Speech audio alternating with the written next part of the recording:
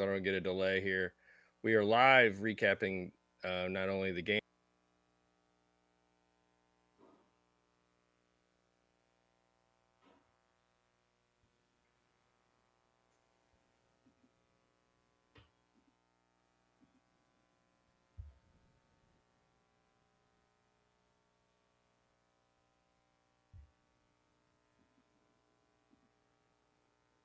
Josh. There we go.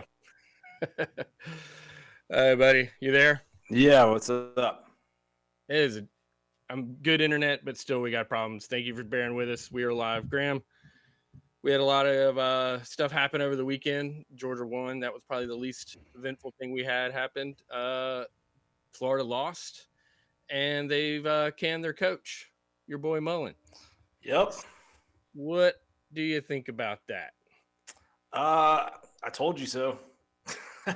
No, I mean, I think There it is, Graham. There it is. March Let me see. 21st. March 21st. The more I think about and discuss it with folks here, the more I wouldn't be shocked if Dan Mullen is fired in 1 to 2 seasons. Take a victory lap, my friend. I mean, in fairness, I've been taking victory laps on Twitter for a few weeks now. But I think with Mullen, right, like there was always clearly some indicators of culture problems and that team not playing very hard for him at times. That LSU game last year really felt like a harbinger of things to come. And then my thing was like, I took the dude at face value, which no one else did. There was a lot of people that were out there ranking him as a better coach than Kirby Smart last offseason, but he literally said at the podium after the Cotton Bowl last year when he lost by 35 to Oklahoma and said this was the first game for the 2021 team. So I was like, well, that tells me the 2021 team is not going to be very good, and they weren't. But I think with Mullen, you like his own arrogance finally caught up to him.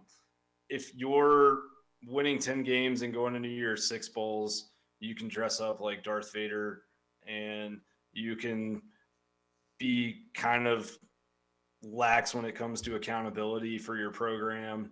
You can get away with poor recruiting classes, but when you're below 500 in November and you've got the head coach at Missouri mocking you in his press conference, then all of the stuff that's been going on kind of it's not funny anymore, right? Like people are tired of it. So I think with Dan, he's still a really good play caller. I think that's not something I would argue against. He's talented when it comes to certain aspects of calling an offense, but his offense of dual threat, the one that he went back to this year after being more spread passing kind of air raid concepts with Kyle Trask in 2020, the book is out on it. He's been in the SEC for 15 years, and Kirby Smart and a lot of other people, they know how to stop it. And so wherever he goes from here, I think he will have to reinvent himself a little bit because his dual threat type of deal, like unless you land another Dak Prescott, it's not going to work super well. Yeah, a lot was made of what we look at the Bill Connolly returning production, and we kind of talk about it. And you're skeptical about just looking at a simplistic number like that. It doesn't always factor in. There's some things that he does, and he weights them differently and things. But it just, Georgia is going to have to replace almost 70% of its defense, and Florida is going to have to replace close to that on its offense. And what Kirby did was make one of the best defenses in the playoff era out of, with a bunch of new faces and younger players. And even though, Emory Jones was touted as possibly a Heisman candidate, the offense, he talked about, it's been a running joke, he put up yards, but you didn't have to watch a whole lot of Florida tape to figure out it's not the same offense. They were down a half a yard per play offensively, but it just didn't translate into any kind of offense that was going to compete for a title in the SEC.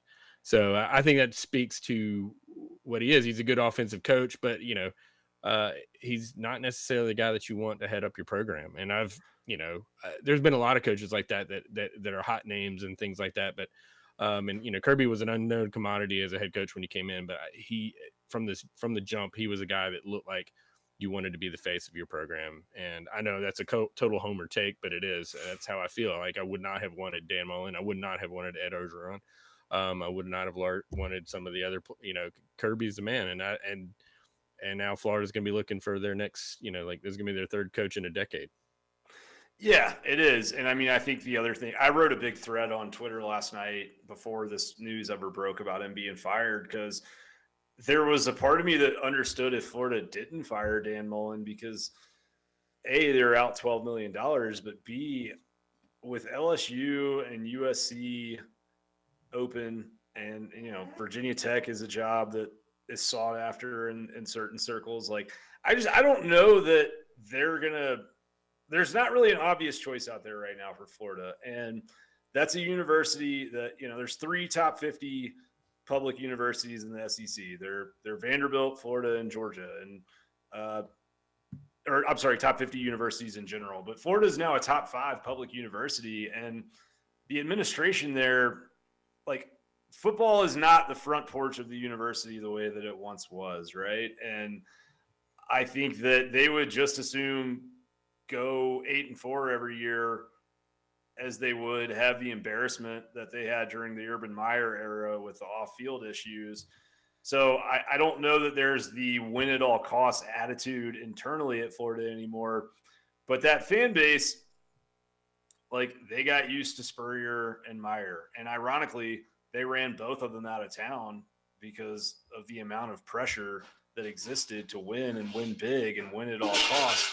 But I think that with Meyer and Spurrier, like, it was a different era at Florida, and there was a little more backing behind it. And I don't know that Florida's willing to get into a bidding war with LSU or even USC over a head coach. And so moving forward, who do they get? I don't know. Because, like, if you're a coach, you got to go down there and recruit against not just FSU and Miami, but you also have to recruit against Georgia and Alabama, and everyone comes into Florida and gets players nowadays. Georgia's not going anywhere. Like, you're 2 to 3 years from being truly competitive against Georgia, even if everything goes right. And then LSU is open. You could go there and you don't have any in-state recruiting competition at a P5 level. So good luck to them on hiring someone else. I mean, I think that there's got to be a better cultural fit, just because, like, Mullen's arrogance was pretty, out front, and there was a lot of things that he did that embarrassed the school from a PR standpoint. But I know a lot of their fans are like, let's go get Lane Kiffin. I don't know that their administration wants a guy like Lane Kiffin after going through Dan Mullen. It's not because he's not a good football coach, and he has reformed himself in some ways, but is that someone you want outwardly facing in a big leadership position, one of the highest paid public employees in the entire state at a top 5 public academic institution? I don't think so. Yeah, and I think he's going to be a tough guy to get. He's just 1 year in Ole Miss or 2 years in Ole Miss, here's one of the things. But I don't know if you want to wrap it up on Mullen, but one of the things that I was going to pivot to was the recruiting is they're going to want a recruiter. And some guys want to play for Lane Kiffin, but I just don't think Lane Kiffin necessarily. I mean, he's cherry picking guys to fill in around, with the scraps he gets over there in the SEC West. I don't think he's got the grind in him to compete against, specifically Kirby Smart, and to lock in some of that talent. You talked about it in your tweet that it's a lot harder place to recruit. You've got every school in the country is in there. So they're going to want to the fan base is going to want a recruiter. I don't know if Ole Miss is. I mean, if Lane Kiffin is that guy, but I don't either. But like I've seen like Matt Campbell thrown around, or like that's a horrible cultural fit at a place like Florida. That guy is as Midwestern as sunflowers and corn. Like, he's not going to come down there and get it culturally. And I think that's what, I mean, like, Sam Pittman to me is perfect proof positive that anybody you hire has to be a cultural fit first and foremost. Shane Beamer, another good example of that, right? Like, you look at new coaches who are succeeding, and it's their cultural fits. And I think Florida's, it's a little bit of a tough one of who's a natural fit down there. Yeah.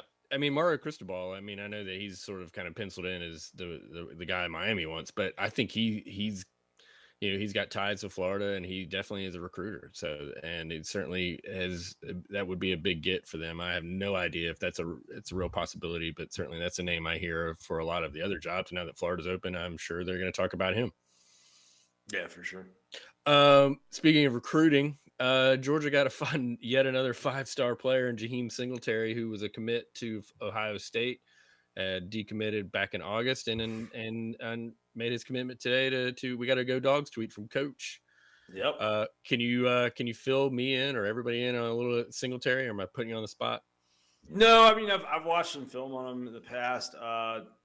He's kind of another Ringo, man. I mean, a big, tall, lanky defensive back. I'm pretty sure some services have him as the number 1 defensive back in this class. I think 24/7 does. Let me see real quick. But yeah, I mean, 6'2", long, athletic. I'm sorry, he's the number 18 player overall, number 5 defensive back in the class. But I mean, he's a stud. I mean, like, there's no question about it. He is everything that you want a modern cornerback to be. He is fast. He has really good hips. There's a willingness there for him to come up and help and run support. Like, he hits people with aggression. There's no Deion Sanders kind of tackling happening here. And he's just long as hell, man. That ape index is huge, and that's what you want. He can go and fight off jump balls, but he's got the speed to hold down, a guy like a Smith or a Mechie, or some of those types of speed receivers. So the defensive back class that Kirby is assembling very well could go down as the greatest we've ever seen in the modern recruiting era when it's all said and done. Yeah, and he got him right in the backyard of Jacksonville, Georgia. It's true. Duval. No, I mean, it's unbelievable how well Georgia is rolling right now on all fronts. And we might as well talk about some Georgia. With Alabama's victory against Arkansas, it's locked in. We're going to face Alabama, and I think you go back and forth on this as a fan. You're like, but you kind of want to go through Bama. I think, number one, we're the better team. They're both excellent teams, but I feel like this is a chance to exercise some demons for us. I'm sure Kirby doesn't approach it that way. He's just looking at the team across the field and wants to beat them no matter who it is. I think he wants to beat Bama, though. I mean, I think that I don't know. I don't know Kirby. He's certainly not going to. He's certainly not going to admit it. No, of course not. But he was there for a decade, or almost a decade. He wants to go through his old boss that.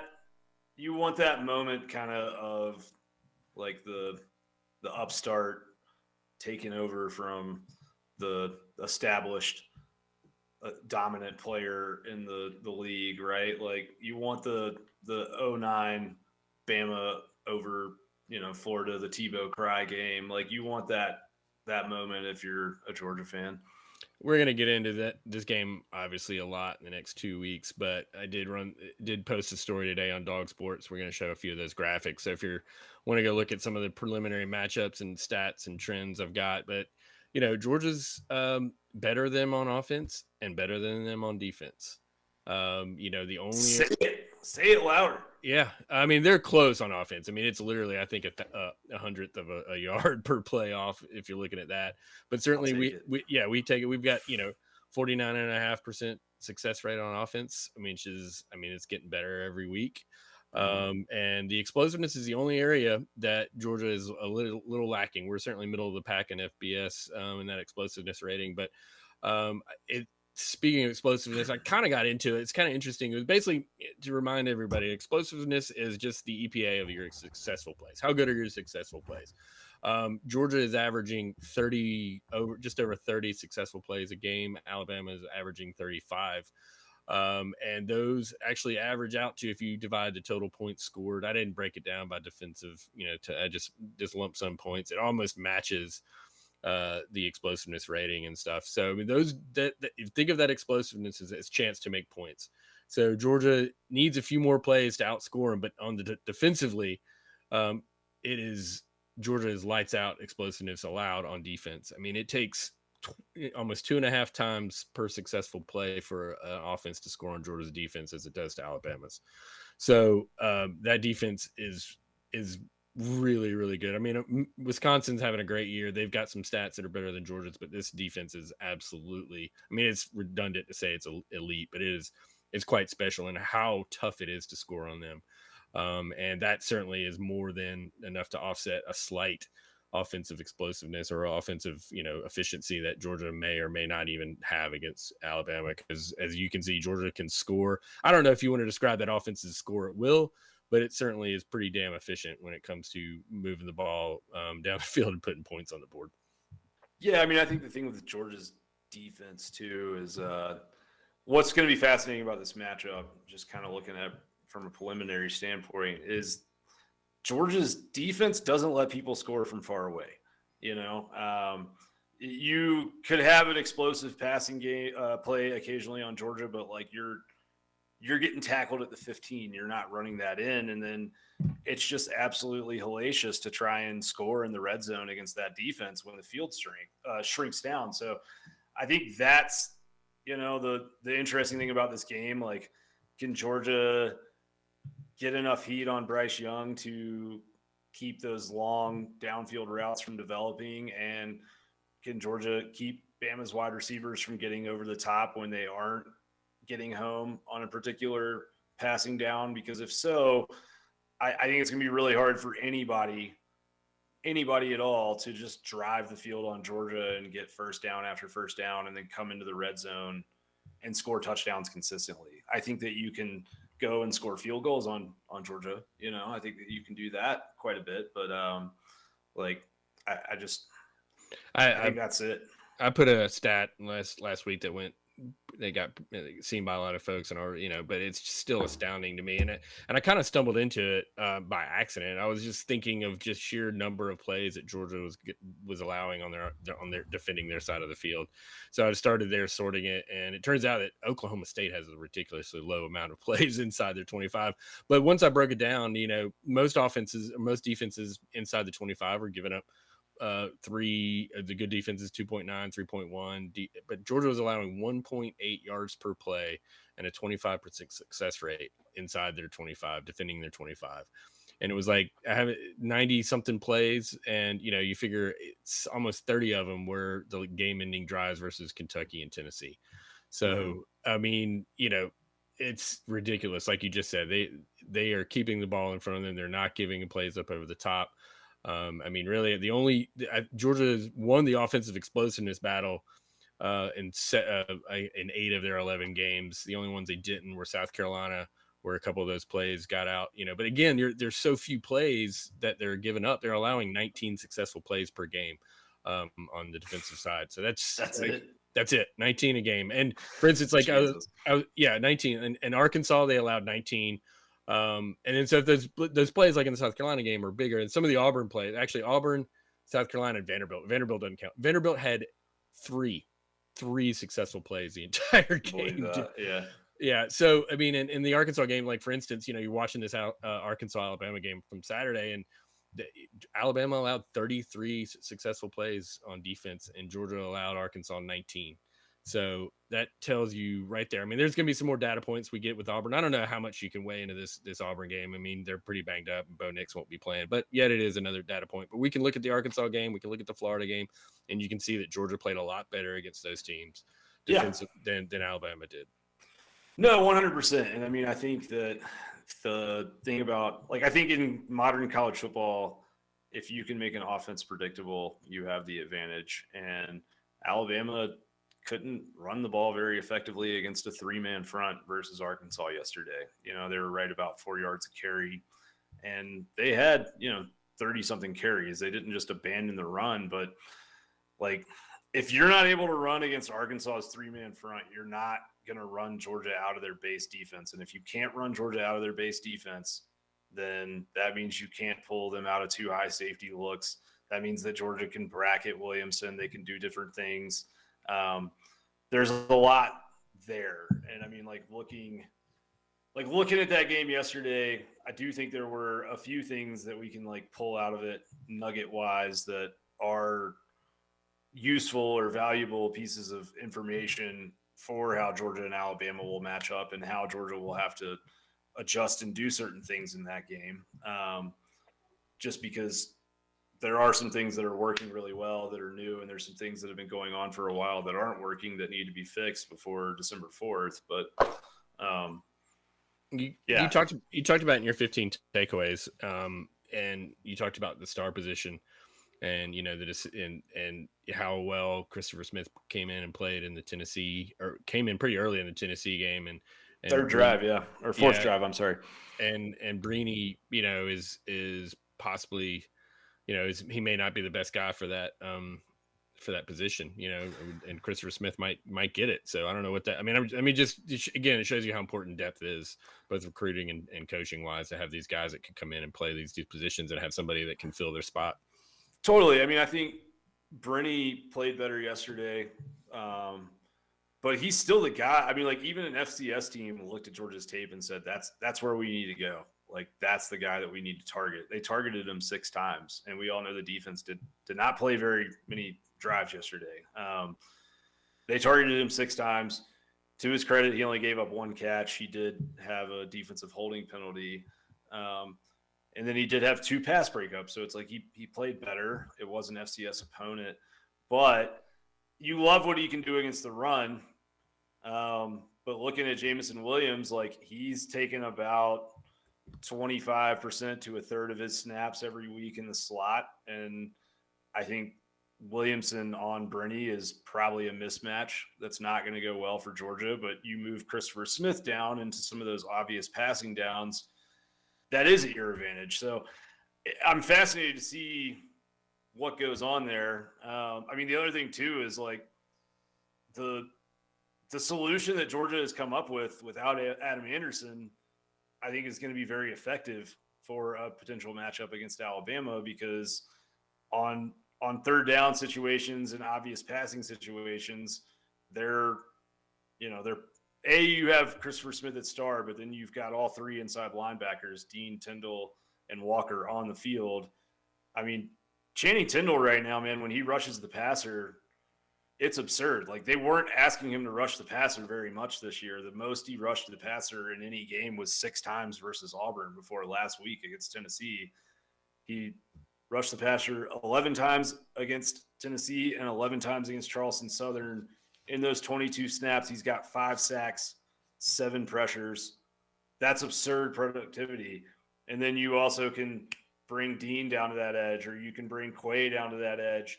So I think that Georgia is probably at its best with Smith at star and all 3 inside linebackers on the field, because it creates problems from a coverage standpoint. It creates problems from a pass rush standpoint. We know that Dean, Quay, and Tyndall can cover running backs and tight ends in the passing game. I think that's the package. I know you can't just run that package over and over, but on big downs, on crucial downs, on third downs against Alabama, that's what you want on the field, in my opinion.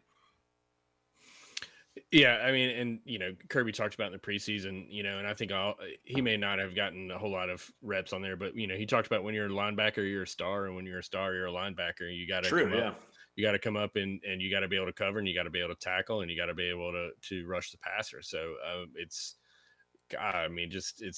incredible to have. I mean, Tyndall's just come out of nowhere, at least I know you probably were aware of him, but he's certainly become a star this year, and certainly one of a lot of Dog fans' favorite players, just in terms of what he brings and energy and the plays he's making. I mean, yeah, he's coming, he's at that inside linebacker spot, and he's lined up over here, Jacoby or Quay is lined up here. The running play is coming to this side, and he's still scraping around and filling and meeting the running back on the far side of the line before they can get the edge. That's absurd. That shouldn't even be possible, really.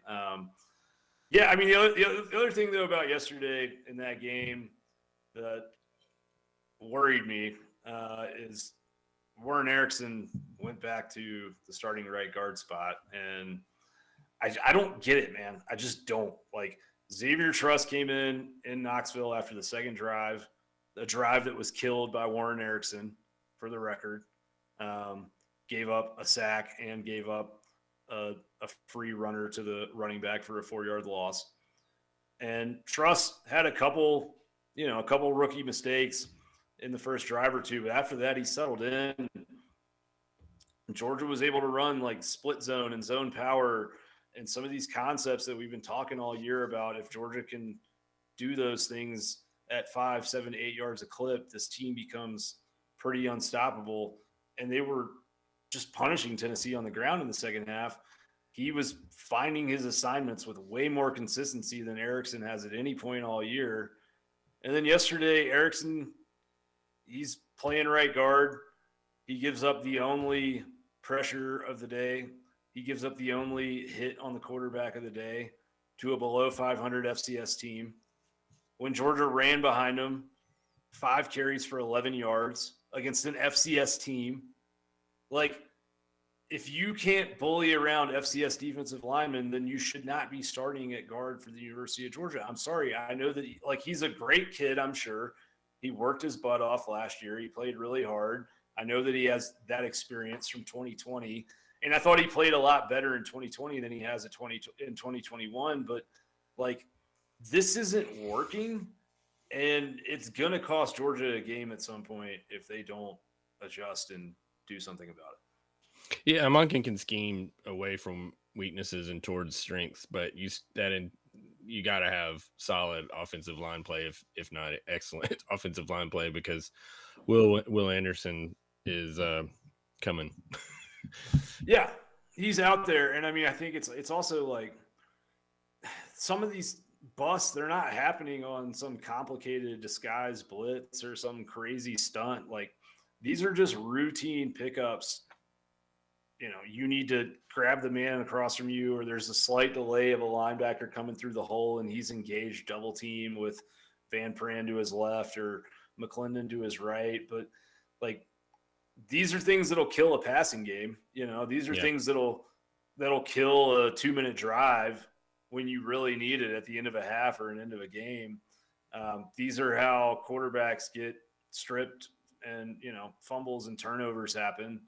So, like, I know Xavier Truss struggled at tackle against Cincinnati in the bowl game, and we were pretty vocal about that when we watched that tape. But tackle and guard are two very different positions, and his body type fits guard much, much better.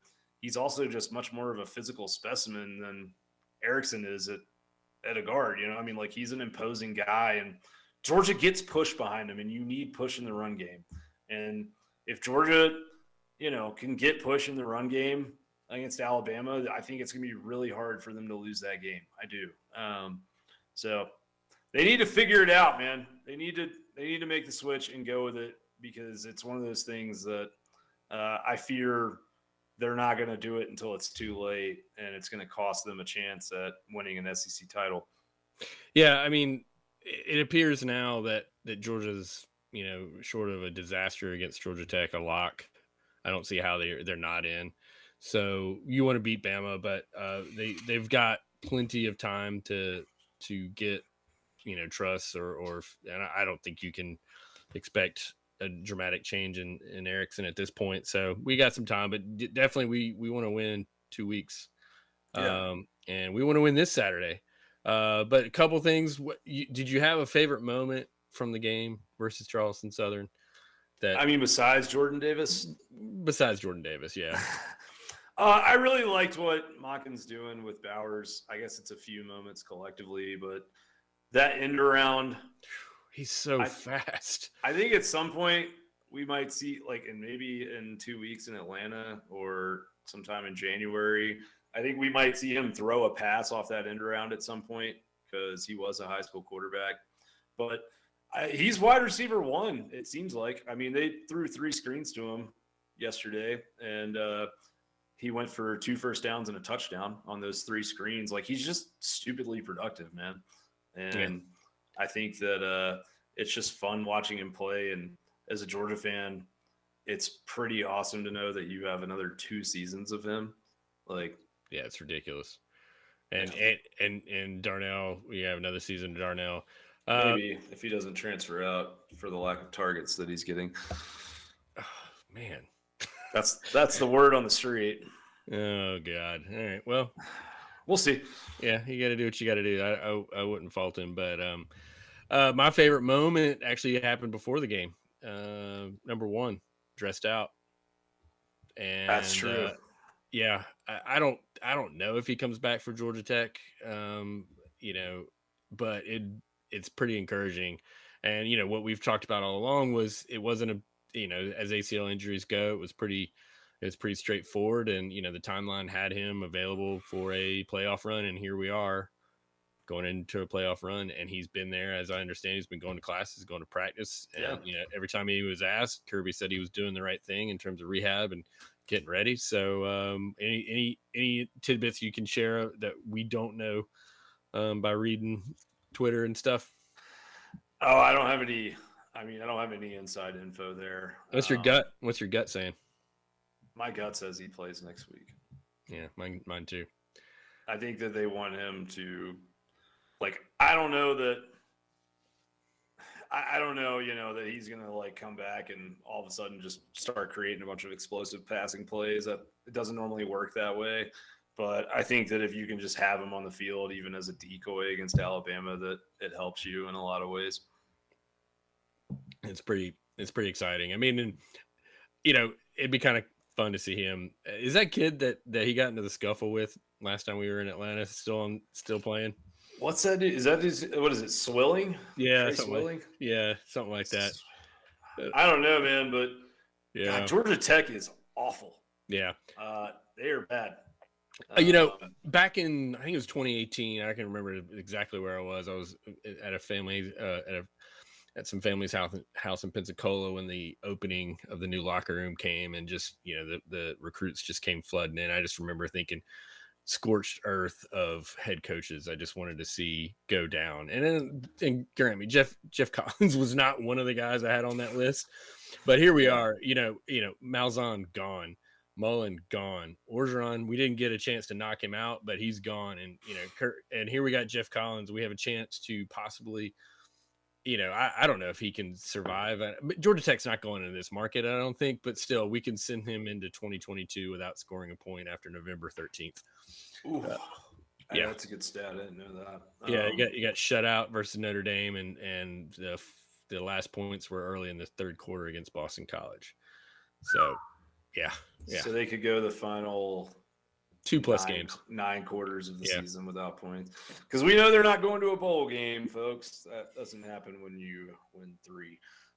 Swilling is still there. He is a redshirt junior now, so I'm sure that George and Trey will look forward to seeing each other on Saturday at warm-ups. But the whole Georgia Tech thing, I do think that Collins has a 7-year contract, which, that's I guess Jimmy Sexton remains undefeated, right? But it's tough with the switching from the option. I don't know that you can really blame them for being this bad, but there was a game they won this year where I was like, oh, maybe they're starting to figure it out and turn it around. Yeah, they were in it till the very, very end versus Clemson. They beat Virginia Tech? They beat the shit out of UNC. Yeah. They beat UNC by 23 points, and I thought then. Yeah, okay. They've been banged up too. So again, I don't think that Georgia Tech's going to cut them loose this year, but it's always fun to hear these guys talk, and we're 11-0 going on 12-0. It feels pretty effing good. Well, I don't live in the state of Georgia anymore, so at Georgia Tech, honestly, I don't think about them except for this 1 week a year, just because, occasionally I bet against them, but that's about it. But I know, I lived through the Jim Donnan era. I was there watching them hit last-second field goals. I was at the 2008 Georgia Tech game when they honored Munson and Georgia Tech won. So, I mean, I know how bad it feels when Georgia loses to them. You know, like when Georgia's losing to Georgia Tech, especially at this day and age, it feels like the earth is slightly off kilter on its axis. And doesn't feel like it feels like it's going to be a long time before that's a legit possibility again. But, you know, my thing about Tech is, man, I have a soft spot in for my brother went there. My dirty little Seegers, my son's a Tech fan. Don't tell people that. but I've always thought that if Georgia Tech were competing for, you know, in the ACC, I thought it was good for Georgia because there's so much talent and where Kirby is recruiting and the players he's getting from all over the country. It's nice. It would be nice to have Georgia Tech get a 4-star or, you know, one of these players and sneak 1 or 2 away from Tennessee or Auburn or South Carolina and stuff. So I could see that. Yeah. But right now they've got a long way to go from that. And that's just a weird random thought about Georgia Tech recruiting that we just had on Dog Sports 5. Well, I mean, that's the reality though, is like, I don't remember the last time Georgia Tech won a recruiting battle against Georgia for somebody that Georgia actually wanted. Like, it goes back years. I mean, even at the end of the Richt era when things were pretty bad in recruiting, you know, they were under Johnson with the triple option, so they didn't really recruit the same style. I mean, like Calvin Johnson. Don't get me wrong. The only dude pops out in my head where I'm like, Georgia really wanted that guy, and Georgia Tech got him, and that was forever ago. Yeah, I just want him to beat Auburn and Tennessee on players. I don't want him to beat us. I mean, I'm fine. Like, I mean, everyone comes into Georgia now, so yeah, I know what you're saying, but. All right, man. Well, we're holiday week is here. Yeah, we're doing a Sunday night show. We've been bouncing all over the place. I know that you were extremely busy last week. I've been busy this whole fall, so we appreciate you guys bouncing around with us on the schedule. I think we're gonna try to do something either Friday or Saturday this week, talking about the game, and then come next week, we're throwing everything we got at the Alabama game. So full bore preview content, for sure, but. Yeah, I don't know. Maybe we'll come back and do some picks or something before Thanksgiving. Or if you guys aren't following me on Twitter, I had a really good gambling week, so you might want to do that. I'm starting to get hot again. I went 8-1 yesterday, so nice. Come get the picks. So if he is Dog Out West on Twitter, I am Dog_stats on Twitter. Both of us are on dogsports.com. I just dropped a piece today about some of these graphs you've been seeing, a quick preliminary about where we are metrics wise versus Alabama and all that sort of stuff. So please click on that, share us with your friends, leave us reviews, and tune in because we'll be back very soon. Graham, with that, you got anything else you want to add to us before we get out of here? Well, if we don't see you before, everyone have a really happy Thanksgiving. Enjoy all the good food. And more importantly than you guys enjoying your Thanksgiving, make sure you wish Mr. Josh Hancher a happy birthday because it is today. And I really appreciate you taking time out of your birthday to do this show with me. And I'm sure a lot of people watching it and listening to it will appreciate it as well. I'm rocking a birthday sweat quarter zip and a birthday hat. Ooh! So I was wondering where the hat came from. Yeah, I noticed you're not wearing the other ones ever since that letter showed up in the mail. But no, I'm still allowed to wear them, and we're working hard on that. I've gotten so many people asking about it, and I am working very hard. I've got a untrademarked design that maybe will be ready for. Nice. I don't think it's gonna be ready for the Alabama game, but it might be ready for the bowl run. So yeah, it'll be a legit trucker hat with patches, and then we're also efforting possibly a legitimately game style hat. So we're doing what we can. Yeah. Wow. Yeah. Nice. Yeah, it's gonna be expensive, but we might do it. Well, yeah, no, but yeah, thank you for all that you do to make our show run and make sure people see us and all the awesome stats and everything. Super appreciate you and all the effort that you put into what we do. Wouldn't be us without you. So happy birthday. And, just, I don't know. I wish you all the best, man. All right. That's awesome, Graham. I appreciate it. And we appreciate you guys tuning in. And with that, have a happy Thanksgiving and go Dogs.